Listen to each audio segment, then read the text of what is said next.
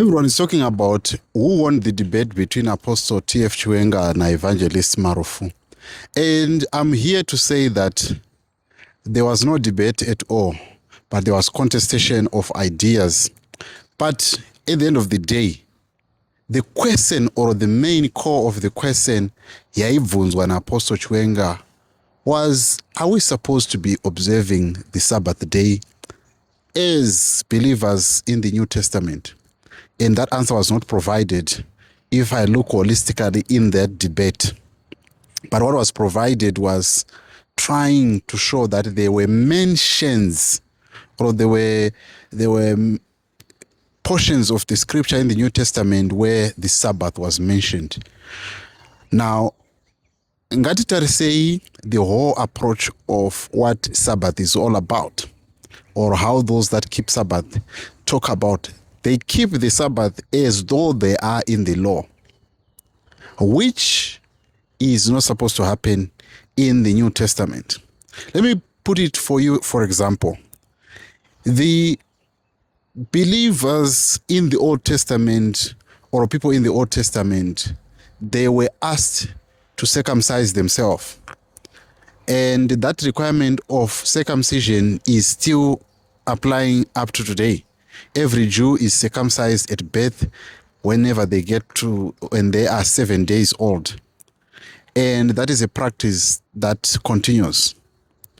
But if you say, let us practice the circumcision to the Sabbath day people, or to the people that keep the tithe, they will tell you that that was done away with on the cross. But when you say, what about the Sabbath? Then they say that was not crucified on the cross. There are ceremonial laws and there are moral laws. Now, the Bible exclusively does not have what are called ceremonial laws in its entirety. There is no what is called ceremonial laws or moral laws. These are namings, or these are labels that are given in order to justify Sabbath. So, from the defense of Evangelist Marufu, you could tell that he vakanga vasina any of the scriptures.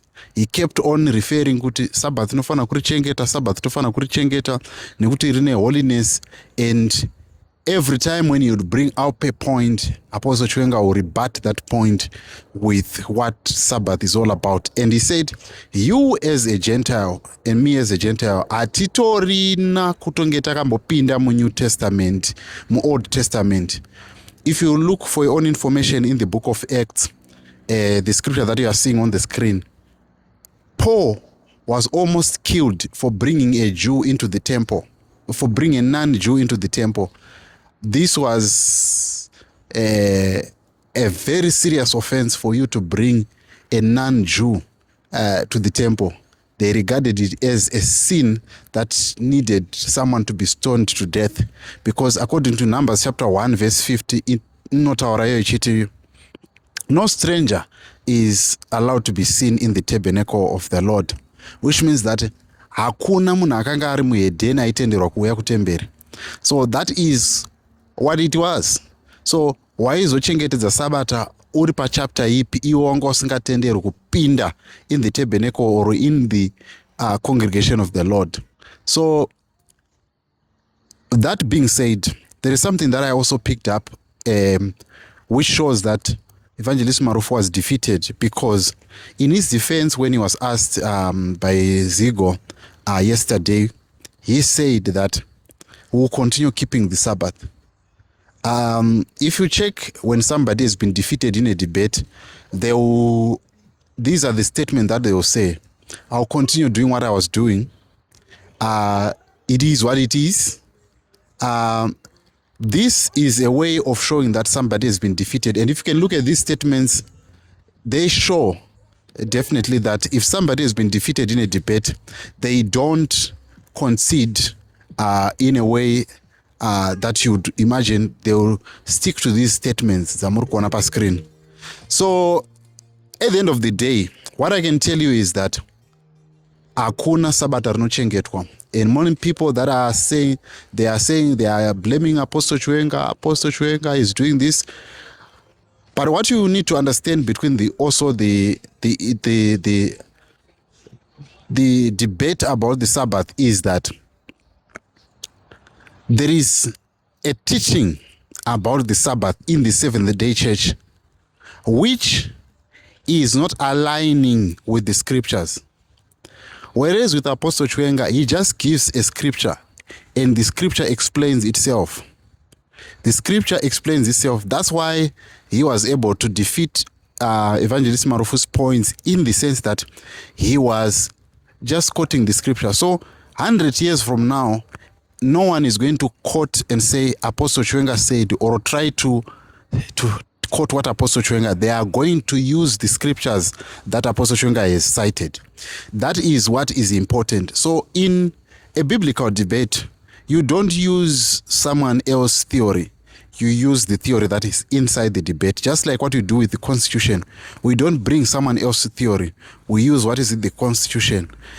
Only when a judgment is being passed, or when you are referring to a judgment that was done in the confines of the law, that's what happens when you are defending yourself as when you are giving a defense in court of law. You are giving a defense. You cite what a certain judge has said. These are in the confines of the law. But in this case, people were not using people in the Seventh Day. Most of them, when they try to defend the Sabbath, they want to use extracurricular extracts in order to defend the Sabbath. And all of these scriptures fell by the wayside in that debate. But holistically, I want to applaud Evangelist Marufu for the bold stance that he took to come out and try to debate with Apostle Chiwenga. That was a bold move, but also it was a move that I think that it allows people in the faith of Christianity to re-examine some of the doctrines that they have believed. Some they have abandoned completely the issue of tithe.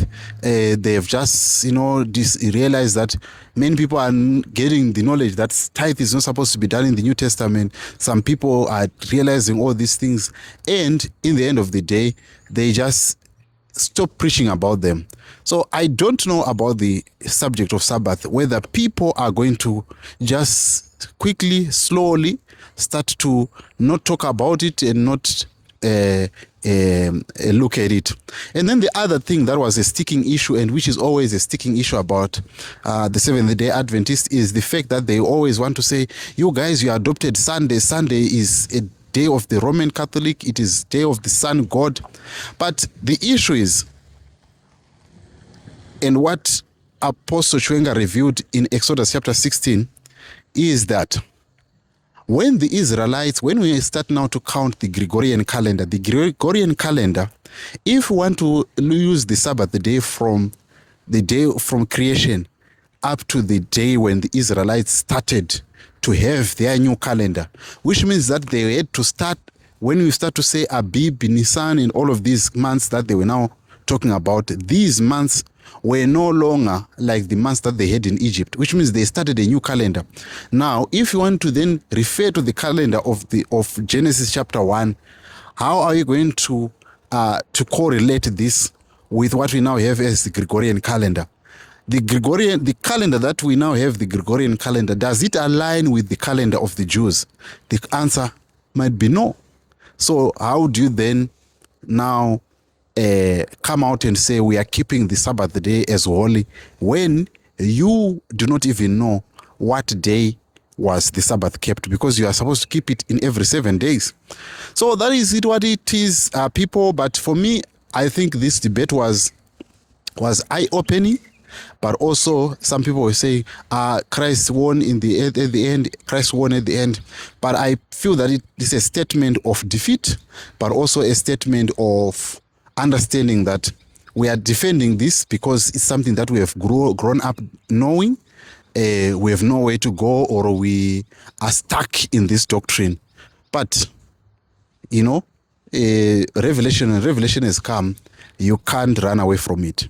Inini ndo ndakaona, and I believe this is what it is in the New Testament. But what do you think about the debate? I'm hearing that there's another debate coming up in the SDA, what it is going to yield. But personally, I believe that it is going to be a very big eye-opening, and a lot of SDAs are going to leave and are going to say, we no longer observe the Sabbath. We can remain in the church, but we no longer observe the Sabbath as we used to do.